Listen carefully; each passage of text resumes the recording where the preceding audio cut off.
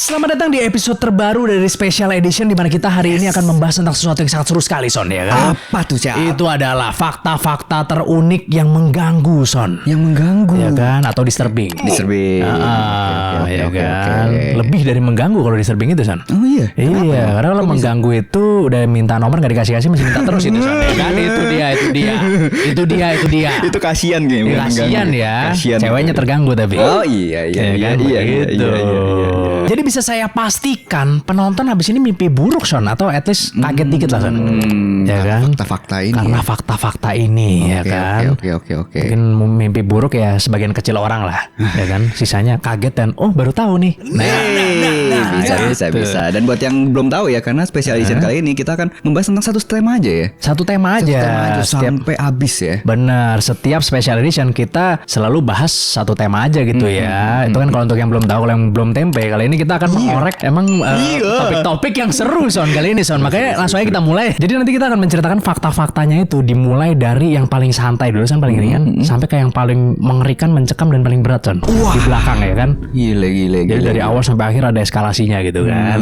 Selamat datang di special edition terbaru dari Di Atas 12.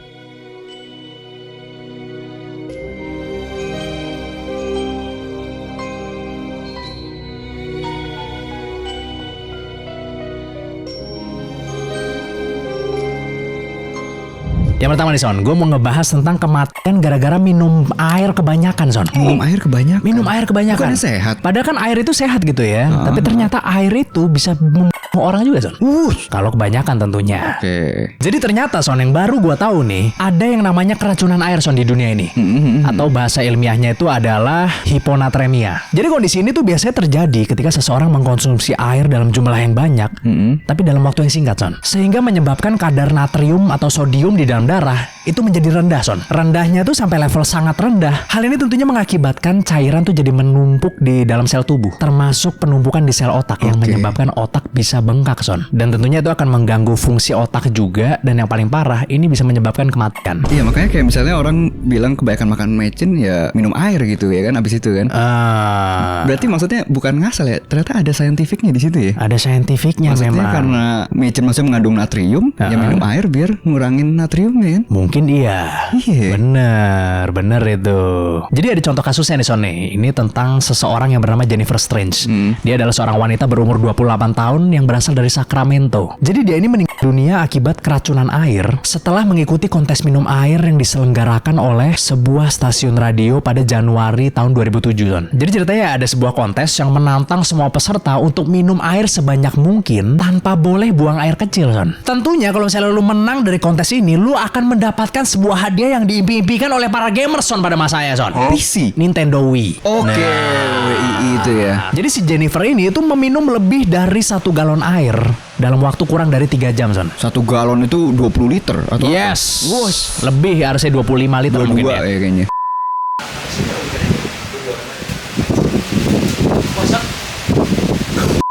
Oke, akhirnya kita kembali lagi ya, Son, ya. Tadi habis ada badai besar sekali tadi, Son, ternyata, Son. Habis bongkar bus dulu tadi ya kayaknya. Bongkar pasang ya, Son, Masih kita basah ya. semua. Masih basah semua dan di sini ya. Enggak apa-apa. Ini basah, ini ada keringat kita nih, Son. Oh iya. Yang menunjukkan kepada para penonton setia kita, Son. Ini perjuangan kita ya. Sekarang kita ada perjuangan juga bikin kayak gini, Son. Yes, ini sampai kolor basah masih syuting juga ya. Nah, kalau saya sih nggak basah tapi ya. Gua pas nyender, basah semuanya.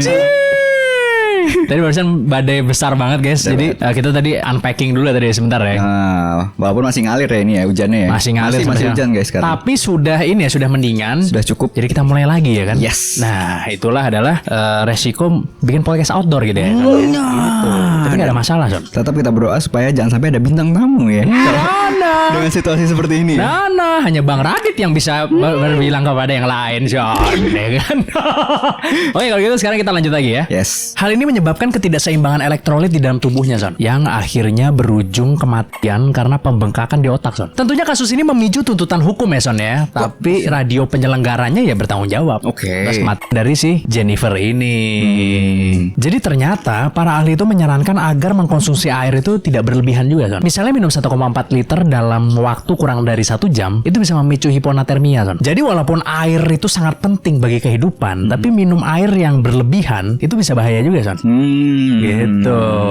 Gila ya. Air itu sebenarnya punya banyak kategori ya. Air mineral, non mineral, apa segala macam kan. Isinya lebih berbahaya. Banyak itu 2 berarti. Lupa yang lainnya. Air oksigen. Ada tikus. Bener-bener gini. Tikusnya ngeliatin. Ratatouille. Ya. Itu maksudnya ada spesifiknya nggak yang lebih berbahaya mana gitu? Ada sih air merkuri kalau saya. Sama air keras. Sama air keras juga ya. Bener sih. Bener Lebih berbahaya itu, Son, katanya. Iya. Jadi ya ternyata air itu bisa berbahaya juga kalau kebanyakan gitu ya, Son ya. Tentunya dalam kurun waktu yang sebentar gitu.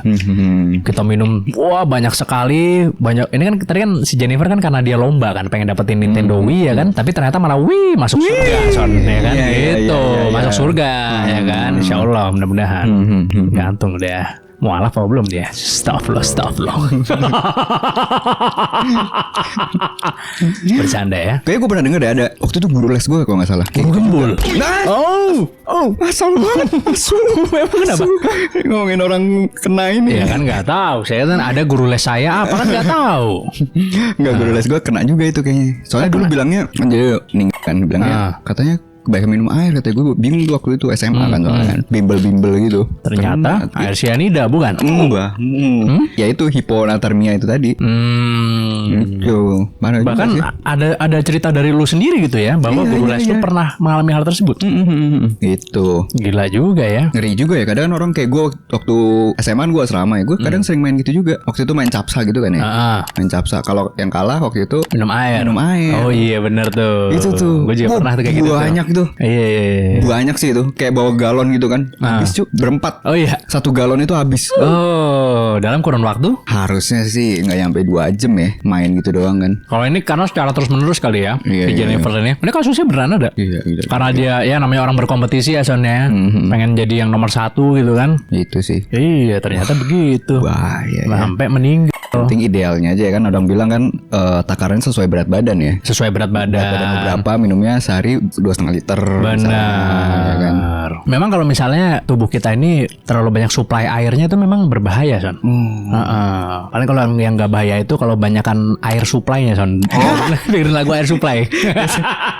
Buat healing kalau itu. Iya, benar. Gen Z tidak suka jokes ini pasti. Apa itu air supply? Nah, yang selanjutnya Syed, ini buat gue sangat mencengangkan nih Syed. Soalnya katanya berdasarkan statistik orang Indonesia IQ 78. Itu maksudnya yang mau ngomongin bukan? Enggak mencengangkan sih sebenarnya. Enggak mencengangkan kalau itu ya. Mencengangkan. Pas lah itu. Pas-pasan maksudnya. Pas-pasan. Kurang ideal lah. Bener. Sama kurang empati juga pasti yang bikin. Iya kan? Kan paling ini development umur 2 tahun kan paling penting, paling krusial. Iya. Iya dong. Jadi berdasarkan data statistik ya, jumlah kematian karena sapi itu lebih banyak dibandingkan hiu. Loh, kok bisa begitu, Son? Yang satu predator, satu herbivore, Son. Iya ya, benar juga ya. Iya. Nah, ini data dari Amerika Serikat ya. Jadi di Amerika itu sapi itu menyebabkan 20 kematian dalam setahun ya. Jauh lebih banyak daripada hiu. Hiu cuma satu kematian tiap tahun 1,7 tepatnya. 1,7 orang per tahun. Oh, dikit banget ya. Dikit banget. Jadi sapi itu dapat membunuh manusia, terutama di area peternakan. Ya kan ada yang diinjak, ditanduk lah, apa segala macam. Soalnya sapi-sapi sana kan, gede-gede banget. Gede banget kan. Terus ada banteng juga, ya kan. Sedangkan serangan hiu itu sangat jarang, ya kan. Dan katanya sebagian besar spesies hiu itu nggak menyerang manusia. Oh gitu ya. Kayak itu kan yang foto-foto di atas hiu itu. Ya kan? Tahu nggak? Yang foto di atas hiu. Iya, di atas pelampung itu ada hiu lewat-lewat. Masa nggak tahu sih pakai drone? Masa nggak tahu? Ada gila. Iya iya. Oh, di bawahnya gitu ya hiu-hiu ya. Kayak bayangan-bayangannya gitu ya. Bukan bayangan, hiu beneran. Ada yang sirip hiunya itu ya. Iya, ada. Bukan sirip hiunya, ada hiunya. Oh, beneran ada Airnya hiunya. clear banget soalnya. Ada di Indonesia kok, di Indonesia ada. Hiunya nih Hugh Jackman atau apa sih? Bukan. Hyundai ya bang? Nggak, bukan. Hyundai Stargazer kan kayak hiu tuh. Oh, iya, hiu abis all you can eat tapi. Supaya luas kan. Supaya luas, Iya, nyaman maksudnya kan, benar. Pas buat keluarga. Iya, nah itu hiu-hiu itu katanya dipancing pakai makanan, Son. Jadi kalau lu lihat videonya nih ya kan, waktu itu salah satu artis gede, Prilly waktu itu. Oke. Ada dia kayak di atas pelampung gitu, terus habis itu ada kayaknya kayak gini kalau nggak salah. Kayaknya Di atas pasti deh itu. pelampung, terus habis itu ada hiu-hiunya kan. Terus di drone-nya itu nggak kelihatan ada orang lain. Jadi cuman dia lagi begini, terus ada hiu-hiunya kan. Oh, gitu. Sebenarnya ada orang aja yang mancing-mancingin hiunya, ngelemparin makanan. Oh, Teplak-teplak. supaya biar ke arah hiunya situ ya. ngedekat ke situ dan masuk ke dalam frame, sumpah. Ngeri ya. Ngeri makanya emang. Soalnya katanya itu bisa mengganggu habitatnya hiu, katanya begitu. Oh. Bisa mengganggu habitatnya hiu tersebut karena makanan yang dikasihnya katanya. Oh sebenarnya. iya. Kan hiu nggak seharusnya makan makanan yang dikasih itu, katanya gitu. Oh gitu. Iya. Gitu kan. Jadi walaupun hiu ini terkenal sebagai predator yang mematikan gitu. Tapi sebenarnya secara statistik lebih banyak Sapi ya. korbannya dari sapi sih. Iya, belum dari korban global warming kan. Soalnya kan tahinya sapi kan bikin global warming juga sampai nyumbang sampai kan. Gas ya. Gas meten ya, kalau nggak salah. Meten dari tahinya kan. Iya, dari tahinya. Ternyata malah hewan ternak ya, soalnya lebih berbahaya kalau dibaca secara statistik. Iya, karena hiu jumlahnya sedikit. Dan lebih dekat dengan kehidupan sehari-hari kan. Benar. Ya, pekerjaan apa segala macam. Dan gue jadi bingung akhirnya. Kan banyak tuh video-video yang lu di kerangkeng ditaruh di bawah hiu, ntar hiunya bener-bener gejreng. Oh, Jaws itu film Jaws. Enggak sih, dari kayak itu aja. Turnya itu loh yang lu ditaruh dalam kerangkeng, lu taruh di bawah laut. Nanti lu kayak ditakut-takutin sama hiu gitu Oh, kan. ada tur begitu. Kayaknya ada deh itu. Enggak, gue gak pernah lihat sih. Gue lihatnya di film Jaws tuh kayak gitu. Gitu. Jadi maksudnya mungkin waktu itu debate sama makanan juga kali ya. Darah biasa ya kan. Kalau dari film iya, Jaws ya. tuh karena dia mencium darah. Jadi dia kayak agresif. Agresif ya. Agresif. Langsung ini ya dia. Iya, gitu. Ya berarti karena jumlahnya memang lebih sedikit yang makan manusia ya ternyata ya. Dan ketemu sama hiu itu kan jarang sekali. Jarang. Saya seumur hidup belum pernah sih. Maksudnya ke laut terus ngelihat hiu itu belum pernah saya. Belum. Lu belum pernah juga? Belum lah. Lumba-lumba pernah tadi? Ya itu mah di ini. Nggak usah keluar dari konteks. Di laut pernah lihat nggak? Di laut. Gue pernah liatnya paus. Di laut. Gue lupa itu laut bukan ya. Tapi paus pasti di laut kan. Ya kadang di gereja juga.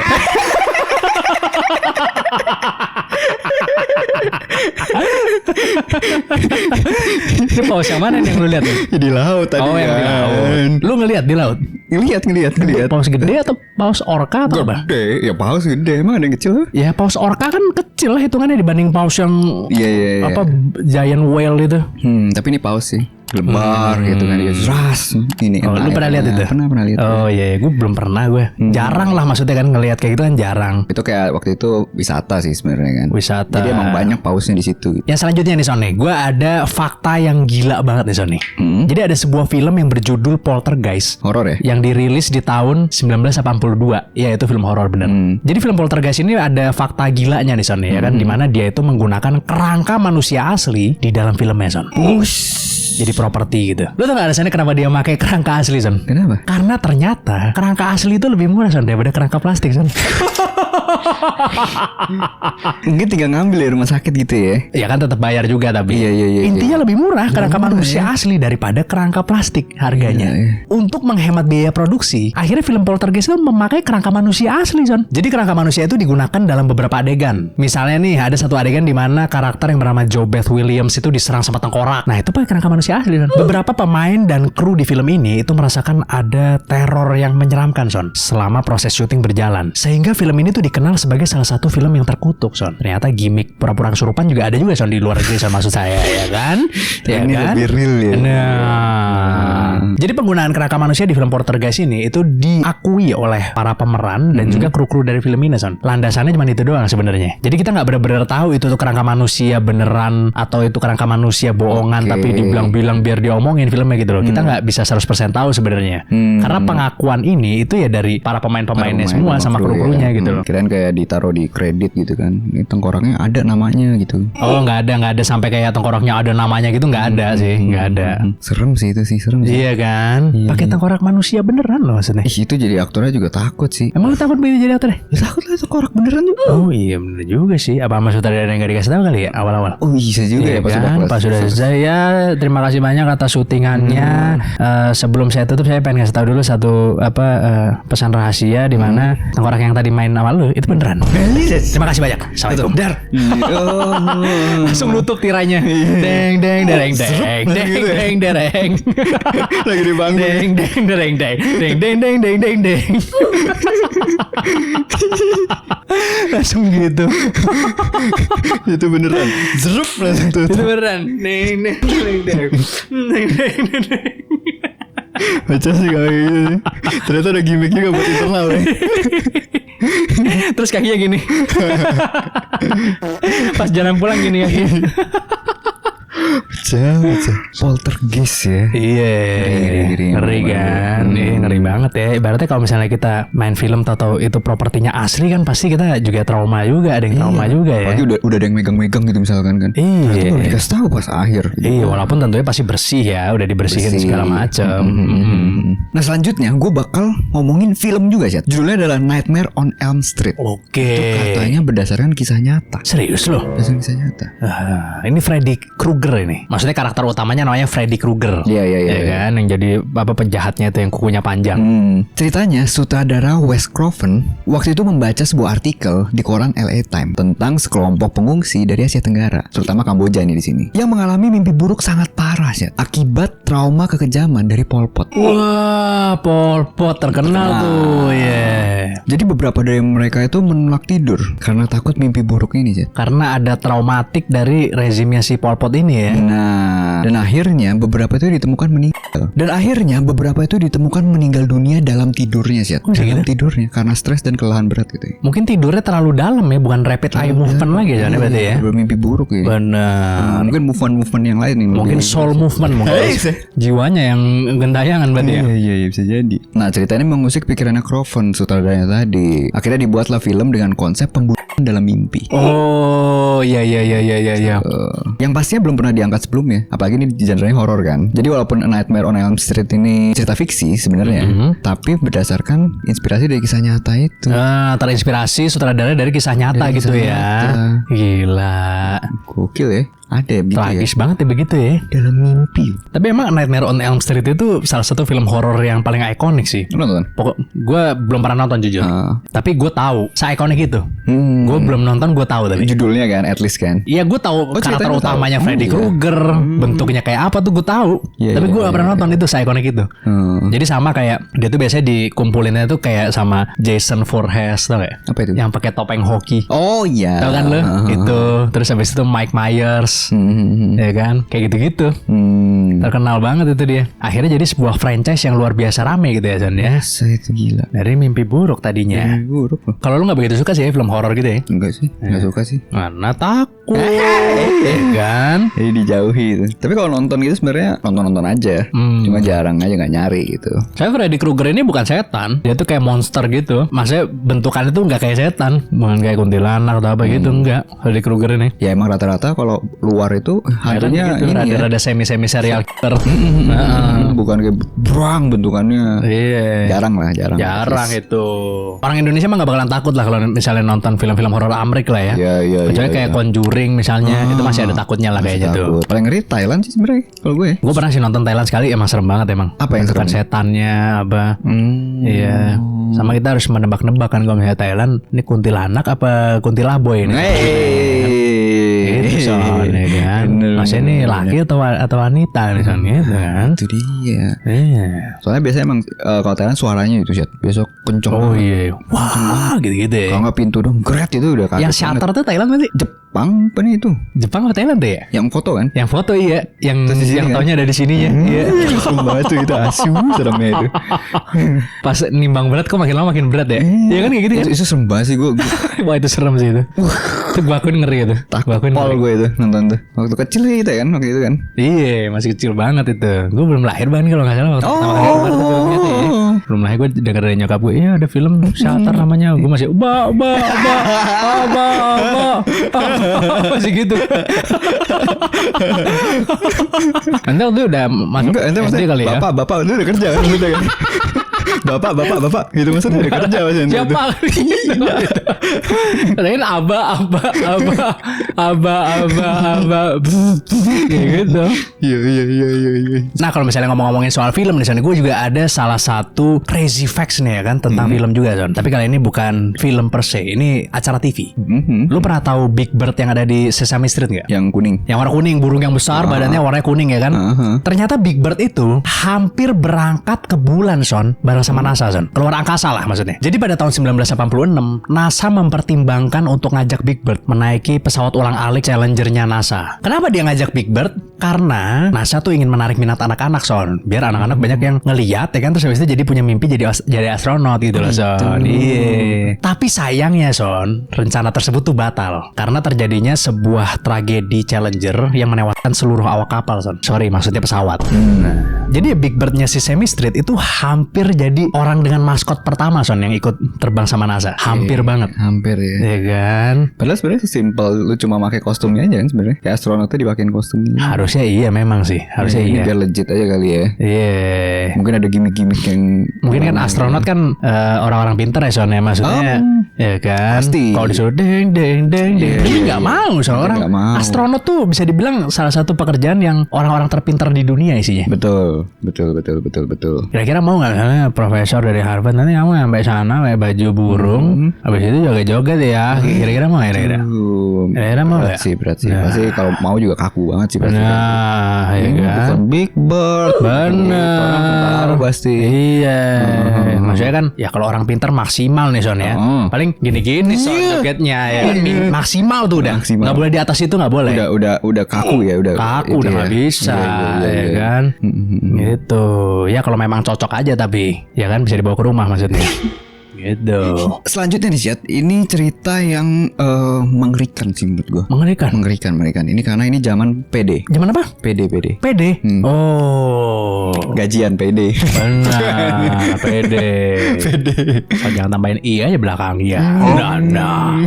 IDP maksudnya. Oh, IDP.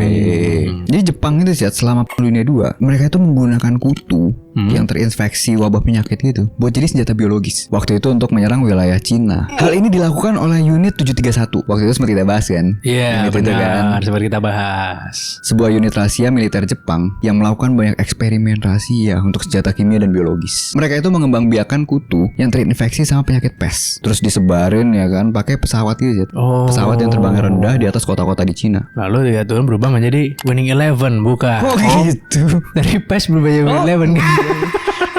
Jauh ya. Jadi ditebar di Cina terus habis itu Akhirnya nyebabin wabah penyakit yang waktu itu korbannya sampai ratusan ribu orang. wah, pakai kutu doang tuh ya. Pakai kutu. Gila. Terus unit 731 ini kan juga ngembangin banyak senjata lain ya kan, misalnya dan eksperimen tentunya ya, kayak ke manusia. Terus dia juga bikin senjata biologis ya kan. Contohnya dia bom berisi bakteri antraks. Itu sama juga tuh bisa bunuh ratusan ribu orang di Cina pada saat itu. Emang antraks sangat mematikan sih emang. Dan ini ya bukan semata-mata klaim ya, tapi banyak bukti sejarahnya juga dia. Ngeri juga ya kalau begitu ya. Ngeri. Sampai apa kutu ya kan tadi kan, terus antraks itu bisa membunuh ratusan ribu orang ya. Wah, gile. Sadis ini. Sadis sih emang antraks. Udah dengar emang sangat mengerikan sekali sih.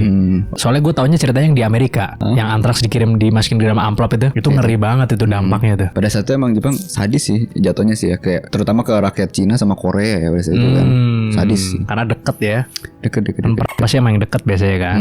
Iya. Gue juga ada fakta yang mind blowing banget nih Son ya kan. Lo tau gak sih kalau misalnya manusia mati, otaknya tuh nggak langsung mati Son. Otaknya nggak langsung mati. Jadi nggak langsung berhenti berfungsi gitu. Otak itu masih bisa berfungsi kalau menurut riset nih ya, sekitar 3 menit sampai 15 menit Son. Nih gue ceritain ya. Jadi ternyata aktivitas otak, terutama gelombang otak jenis gamma yang terkait dengan ingatan dan kesadaran, dapat tetap aktif dan terkoordinasi selama beberapa menit setelah jantung berhenti berdetak Son. Iya. Studi yang dipublikasikan di Frontiers in Aging Neuroscience menunjukkan bahwa otak bisa tetap aktif selama 3 menit setelah kematian klinis Son. Penelitian lain Penelitian bahkan mengamati aktivitas otak selama 900 detik atau itu sekitar 15 menit. Itu otak masih aktif, Son. Dengan keadaan otak tuh memutar kembali memori penting sebelum akhirnya berhenti sepenuhnya, Son. Jadi yang flashback itu bisa bilang bener ya? Iya bener. Jangan-jangan nih, soalnya ini penelitian soalnya. Iya. Tapi aktivitas ini tuh bukan berarti otak itu sepenuhnya hidup seperti kita saat ini gitu loh. Melainkan itu adalah sebuah proses neurobiologik yang terjadi selama transisi menuju kematian, Son. Oke. Ya, mungkin kayak listrik putus gitu kali ya. Listrik putus terus pas nyampe sini baru mati gitu ya. Nah, kayak gitu. Jadi otaknya tuh setelah diteliti tuh otaknya tuh masih ini. Masih kerja ya? Masih kerja otaknya gitu loh. Walaupun ya sudah dinyatakan mati secara klinis atau menurut dokter sudah divonis mati. Iya. Oh ya oke udah mati, udah cabut semua misalnya. Tok. Itu otaknya masih hidup ternyata. Nggak langsung ikut mati gitu loh. Unik juga ya. Padahal kata dokter Stefani kemarin kan ini ya, otak yang paling pertama rusak ya. Organ yang paling pertama rusak kan otak katanya kan. Iya paling pertama rusak otak karena otak bentuknya memang lembek sekali gitu. Membubur ya kan. Iya memang lembek sekali otak tuh bentuknya gitu. Katanya bahkan kalau dipegang itu sangat rawan sekali hancur. Dipegang gitu. Saking lembeknya kayak gitu katanya. Ngeri juga ya. Iya. Makanya kalau orang kepukul itu langsung geger otak itu ya. Iya. Gitu ya. Iya bisa jadi. Gantung yang mukul SpongeBob apa Patrick gitu. Asal. Kan jelas. Ya saya nggak tahu gitu ya. Tergantung pukulannya itu kali ya. Pukul Mayweather atau Jeffrey Nicole ya. Oh Jeffrey Nicole nggak apa-apa ya soalnya kata lo ya. Tetap sakit lah. Oh tetap sakit lah, pingsan lah. Oh. Cuma nggak sampai duar sampai selesai gitu kayak Mayweather ya enggak lah mungkin. Kalau El Rumi gimana sih? Kita lihat siapa yang menang. Oh gitu. Jadi gitu ya. Memang otak itu adalah katanya sifatnya sangat lunak sekali. Iya, gampang hancur. Kalau dipegang juga gampang hancur. Jadi sebenarnya bukan hati yang gampang hancur ya kalau di manusia ya soalnya ternyata ya. Tapi otak tuh lebih mudah hancur soalnya daripada hati Son. Iya benar. Oke selanjutnya Zat. Ini pasti ilmu baru ini buat penonton ya, buat sobat loteng ya. Coba buktikan. Ternyata gergaji mesin tuh diciptakan bukan buat motong kayu sih. Awalnya. Buat apa dong kalau gitu? Buat persalinan. Nggak mungkin ya sudah tahu ini sobat loteng. Ini pasti fakta baru ini Son. Fakta baru ini. Awal ceritanya itu pada tahun 1785 ada dua dokter asal Skotlandia, namanya John Atkin dan James Jeffrey. Mereka itu mengembangkan alat berupa gergaji fleksibel yang digunakan untuk melakukan prosedur simfisiotomi, yaitu pemotongan tulang rawan di panggul wanita kalau persalinan itu terhambat. Proses pengeluaran bayi jalurnya itu terhambat. Dipotong pakai gergaji tuh? Potong pakai gergaji. Gila. Jadi supaya jalan lahirnya itu lebih lebar gitu kan. Jadi gergaji ini berupa rantai bergerigi halus dengan pegangan di kedua ujungnya. Ya tujuannya supaya dokter ini lebih mudah memotong tulangnya, lebih cepat dan efisien. Nah, jadi sebenarnya ada cerita lagi sebelumnya sih. Ini di tahun 1777. Jadi ada dokter asal Prancis bernama Jean René Sigault. Itu berhasil melakukan prosedur simfisiotomi pertama kali untuk menyelamatkan ibu dan bayinya yang tadi jalur lahirnya itu sempit dia. Nah, penemuan gergaji mesin dari dua orang tadi itu menyempurnakan teknik ini sih ya. Makanya alat ini kemudian terus dikembangkan ya kan, termasuk oleh dokter Italia bernama Leonardo Gigli yang membuat gergaji kawat bengkok. Waktu itu pada awal abad 19 lah. Jadi gergaji mesin ini awalnya dibuat prosedur persalinan, habis itu baru dibuat motong kayu sih. Oh iya benar. Sekarang dipakai buat motong pohon ya kebanyakan ya, atau kayu-kayu balok gitu ya Son ya. Benar. Mind blowing sih menurut gue sih. Ternyata dulu orang ngelahirin pakai itu juga ya. Itu ya gila. Pernah sempat pakai gergaji juga gitu ya. Gila. Berarti we've come so far gitu Son maksudnya. Iya. Iya kan? Itu tadi tahun 1785 ya. Nah kalau we've come go far kan udah punyanya Green Boy soalnya. Ya kan? Jadi kita we've come so far aja tadi. Sekarang udah beda banget sampai ngelahirin aja di dalam kolam karet ada ya kan, di dalam kolam iya. water birth ya. Itu katanya lebih nggak sakit ya. Katanya lebih natural katanya ya. Harusnya manusia begini katanya gitu iya, kan. harusnya kan bayi itu kan di dalam tubuh itu dalam air ya kan? Keluar dalam air nggak masalah.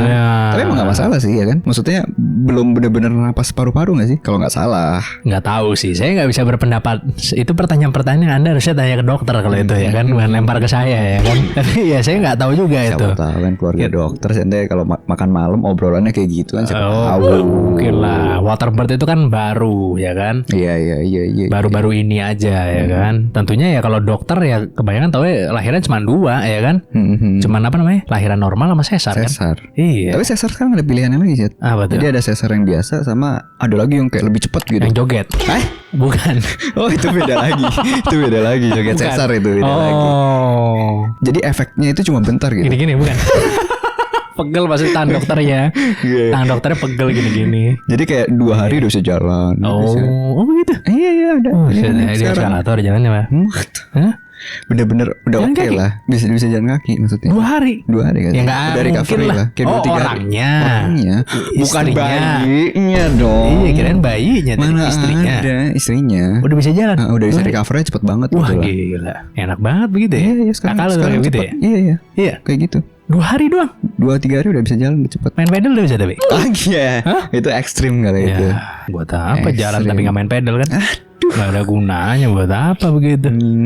Tapi emang luar biasa ya perkembangan teknologi kedokteran juga ya kan untuk kesehatan manusia kayaknya makin lama umur makin panjang kayaknya ya. Betul. Secara Manusia- statistik bener ya kayak gitu ya. Makin lama bakal makin panjang karena kemajuan dari teknologi ini juga salah satunya gitu ya. Medical juga.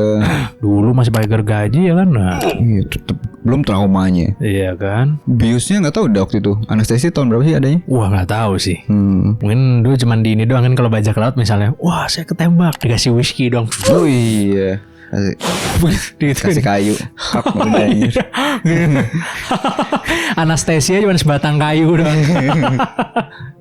Enggak, itu kan buat ini biar lidahnya gak kegigit cuy. Kagak buat nahan sakit juga. Iya sih. Sama biar gak kegigit lidahnya katanya saking sakitnya. Iya. Sama buat nahan sakit juga kan perlu gigitan gitu kan. Nah ini yang terakhir nih Son ya kan. Ini fakta yang satu ini tuh gila banget menurut gua. Lo tau gak sih di Gunung Everest gitu, misalnya ada orang meninggal gitu, itu banyak yang gak dikubur Son. Dibiarin aja.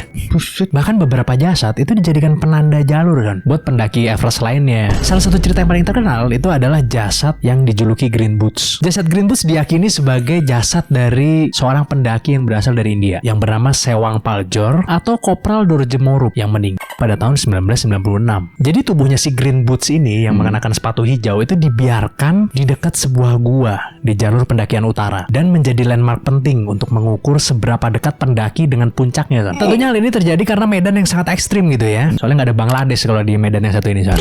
Dan tentunya karena biaya evakuasi yang sangat tinggi. Bisa puluhan ribu dolar Son kalau misalnya lu mau mengevakuasi jasad dari sana buat dibawa ke tempat lu lah gitu. Oke. Bahkan bukan buat dibawa ke tempat lu, buat diturunin doang dari gunungnya. ya.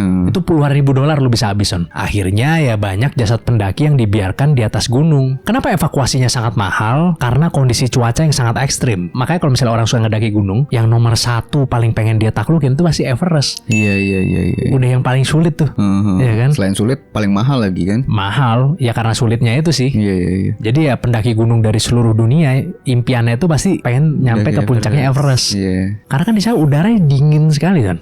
Sangat dingin sekali. Makin atas makin dingin kan? Iya. Tapi bukan cuma karena harganya yang mahal Son. Ternyata beberapa keluarga memang sengaja membiarkan mereka di gunung sebagai sebuah tradisi atau penghormatan kepada gunung Everest Son. Oke. Jadi mungkin karena anggota keluarganya emang senang banget naik gunung ya kan. Ya udahlah kalau misalnya meninggal kayaknya emang dia lebih baik meninggal di tempat yang paling dia cintai gitu juga kadang. Iya bisa. Gila juga ya emang kalau misalnya orang tuh udah suka banget sama sesuatu kadang ya apa aja dilakuin gitu ya kan. Padahal naik gunung Everest itu kan bahaya sekali kan. Iya, Dan lu nggak bisa kayak gue besok mau naik, gak bisa loh. Oh, waiting list lama ya kan? Harusnya bukan waiting list ya. Kayaknya lu harus pelan-pelan gitu kalau mau naik gunung tuh. Maksudnya lu nggak bisa langsung naik yang paling tinggi, lu harus naik dulu yang rendah dulu, yang sedang, yang rada tinggi, yang rada tingginya lagi. Kayak ada gitunya, ada jam terbangnya gitu yang harus lu tempuh gitu. Gak bisa sekali orang awam sekali naik langsung sampai atas itu nggak mungkin ada. Harusnya sih nggak bisa ya. Iya. Kalau bilang nggak mungkin, gue nggak tahu ya kan. Tapi harusnya sih nggak bisa. At least harus ada sertifikat atau apa gitu kali ya. Iyalah, lalu sekarang ibaratnya ya kalau di sini misalnya Salomon lo nginjek kubangan nih misalnya ya kan, sepatu Salomon lo ya kan, paling kotor dikit. Kalau di sana bisa frostbite kan gitu. Oh iya. Jedar, sepet, langsung kakinya jadi hitam semua kan. Bener. Gimana Son itu Son? Bener. Itu persiapannya juga ini kali, mesti banyak dan pasti nggak ada yang kayak kan ada nih di sini yang gunung-gunung ada bisa ada guide-nya itu tuh masih yang orang bisa. Oh iya, lu bayar ya, dibawain tas gitu ya. Antara lu bawain tas atau lu ditandu naik. Oh iya, ditandu naik ya, ada. Di sana mas. Aneh banget ditandu naik tapi ya. Ada. Ih, gua aneh gak sih menurut lu? lumayan sih, lumayan. Tapi ya gimana kalau capek atau kram atau apa gitu kan. Itu gue pernah lagi di Cina waktu itu sih. Ada tuh waktu itu wisatanya itu kayak di Chongqing. Oh bukan. Bukan. Cincong. Lupa tapi ada congcongnya juga. Oh. Waktu itu di lembah-lembah gitu sih. Ada tangga yang sampai ribuan atau ratusan ya, gue lupa ya tangganya. Di tangga itu ada kayak orang-orang yang pakaiin tandu. Jadi lu bisa naik itu di tandu 2 orang. Oh iya, gue tahu tuh, gue pernah lihat juga ya. Gitu kan. Dan yang nandu itu orang-orang tua semua sih. Oh iya, bener-bener tua, kakek-kakek sih. Gila, bahkan nenek-nenek juga ada kali. Oh, tua-tua banget. Dan itu beneran lu ditandu di tangga. Mereka bawa gitu berdua, tapi tua-tua. Oh, 2 orang doang yang bawa? 2 orang bawa 1 orang ya? 2 orang bawa 1 orang. Jadi depan belakang gitu. Oh iya, dia kayak kursi gini lah kalau nggak salah. Tapi dia duduk gini, udah kayak raja gitu. Kayak orang ini masih kayak orang kalau yang habis sunatan betul nggak? Yang kayak naik-naik, yang digini-giniin di arak betul nggak sih? Nggak pernah gitu. Habis sunatan apa orang mau kawin ya, lupa gue. Ada di Indonesia juga. Kayak naik kuda-kudaan, kayak kuda-kudaan gitu. Ya, tapi ini bentukannya kursi lah. Bentukannya kursi ya. Kursi gitu, ditandu gitu. Si tua-tua begitu ya. Tua itu ngerinya gitu sih. Tapi ya pasti kuat-kuat. Cuma ya pasti udah tiap hari begitu ya. Ngeri dan kasihan juga sih maksudnya. Bener ya kan. Lagian kan ya, ini kan cuma tangga biasa gitu kan. Iya. Emang berat sih, tapi kan gak seberat tangga sosial gitu. Kalau naikin tangga sosial kan iya gak bener ya. Perlu lebih banyak waktu lagi mungkin ya. Banyak waktu, strategi. Berteman dengan orang-orang yang kita tidak suka ya kan. Nah, tarik ulur juga. Tarik ulur, ya kan? Ditusuk dari belakang ya kan. Nah begitu Son. Iya. Ini berat tapi at least honest work. Nah, kerja jujur itu namanya. Harus dikasih tip itu Son. Iya lah. Dan itu nggak dikasih tip kan. Gua kan nggak pakai jasanya. Dan biayanya nggak begitu mahal kalau nggak salah gitu. Oh berapa itu? Lupa. 5 renminbi ada. Ceban doang dong. 10.000. Kurang ajar itu. Tapi gak begitu mahal sih itu. Ya kan gitu. kan cuma naik tangga doang kan, bukan naik tangganya banyak sih gue tahu. Tapi maksudnya bukan kayak naik gunung gitu loh, yang kayak apa namanya, wah lembahnya ada yang licin, ada yang apa. Maksudnya bukan lembahnya, medannya ada yang licin, ada yang apa. Iya. Ya kan? Tapi lumayan sih buat lu kaki. Oh ya gitu, pasti kan. berat. Tangga. Pasti, gue gak bilang ringan, tapi lebih mendingan daripada lu bawa ke pasti. Gunung gitu loh. Apalagi kalau habis hujan. Tapi ke gunung kalau abis hujan enak banget kayaknya ya. Gue gak pernah ke gunung sih. Gak pernah gue. Kayak enak banget itu kalau abis hujan gitu ya. Ular pada keluar semua kan gitu. Iya lagi. Gue kayaknya gak berani sih gue. Bener sih. Tapi yang pasti kalau ya sampai camping itu baru ularnya keluar gitu ya Son ya. Maksudnya kan biasanya begitu kan. Iya. Lo masuk ke dalam camping udah malam, ularnya keluar biasanya. Ularnya keluar. Makanya kan kadang suka dikasih garam di pinggir-pinggir kan. Dilingkarin ya kan. Makin bengis ya. Makin bengis, makin malam. Maksudnya tadinya dia melata bisa berdiri gitu kadang-kadang kalau udah nyampe ke kemahnya kan. Kemahnya kan pasti ngeliat makanya kadang ngeliat bayangannya gitu kan. Gitu kan. Iya. Udah gak melata lagi. Oke deh kalau gitu cukup untuk episode kali ini ya kan. Mudah-mudahan special edition kali ini bisa memberikan apa yang kalian cari gitu ya. Baik itu entertainment atau mungkin ada sedikit tambahan edukasi gitu ya Son ya. Ilmu dikit-dikit yang baru tahu kan. Yes. Mudah-mudahan bisa bermanfaat untuk kalian tuh, udah bikin kita happy sebenarnya gitu ya Son ya. Oke, jangan lupa selalu komen, like, dan subscribe video-video kita. Jangan lupa juga join member dan Discord, semua link ada di deskripsi. Yes. Langsung aja komen di bawah ya kan, kira-kira special edition yang selanjutnya kalian pengen kita bawain tema apa lagi gitu ya. Nah, oke, sampai jumpa di episode selanjutnya dari Di Atas 12.